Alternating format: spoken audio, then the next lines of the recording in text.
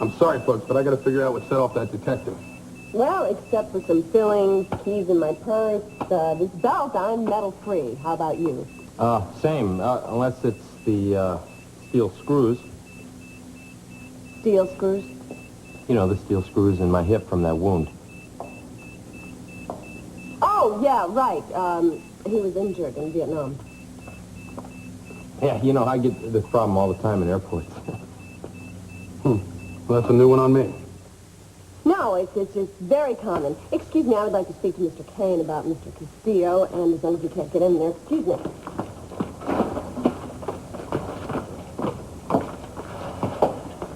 You don't have any steel screws in your hip, do you?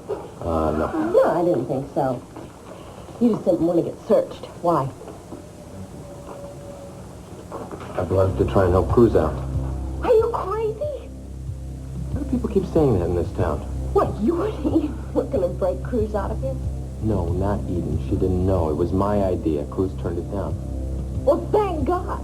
Do you have any idea how stupid that was? That would have been a disaster. It's already a disaster. Even if Cruz manages to survive through his trial, which isn't likely, he hasn't got a case. Every lead we've had has gone right down the tubes. We just heard that the man who we thought had seen somebody running from the laser palace that night has just disappeared. Well, that's bad. That's bad, but it's not half as bad as the nightmare of you having a shootout in the middle of a hospital. We could have done it without anybody being hurt. Yeah, and then I would have had to defend both of you for murder. Now, just suppose this little ridiculous thing came off. You two would have been fugitives for the rest of your life. Had you thought of that? Yeah, I thought about it. And I thought about Cruz being railroaded by Keith Timmons into a life sentence.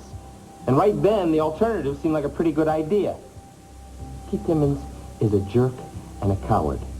And he fights dirty. Now, if you want to save Cruz's life, you got to learn to fight dirty, too.